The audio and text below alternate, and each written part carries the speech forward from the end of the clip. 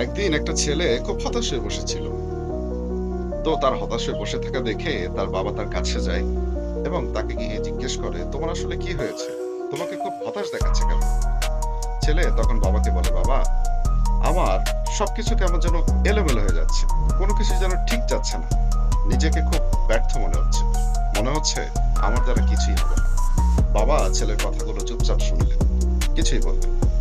বাবা তখন ৩টা পাতিল নিলেন, ৩টা পাতিলে পানি ভরে চুলায় ফোটাতে দিলেন। একটিতে দিলেন একটা ডিম, অপরটিতে দিলেন একটা আলু এবং অপরটিতে দিলেন সামান্য কিছু চায়ের পাতা। ঠিক ১০ মিনিট পর বাবা ছেলেকে ডাক দিলেন। বললেন, দেখো, এই ৩টা পাতিলে আমি যথাক্রমে দিয়েছিলাম একটা ডিম, একটা আলু এবং সামান্য কিছু চায়ের পাতা।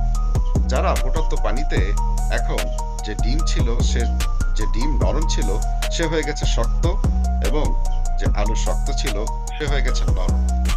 আর অপরটিতে চায়ের পাতা, যে কিনা সে তার নিজের শক্তি দিয়ে পুরো পানিকে বদলে দিয়েছে। বাবা তাকে আরো বললেন, দেখো, জীবনের সমস্যাগুলো এই ফুটন্ত পানির মতো। তুমি চাইলেই তাতে হতে পারো সেই ডিম, হতে পারো সেই আলু, অথবা হতে পারো চায়ের পাতার মতো, যে কিনা তার নিজের শক্তি দিয়ে পুরো পরিবেশকে বদলে দেয়।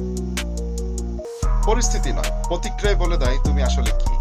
তুমি কি সেই আলু, ডিম, নাকি পরিবেশ বদলে দেওয়া সেই চায়ের পাতা?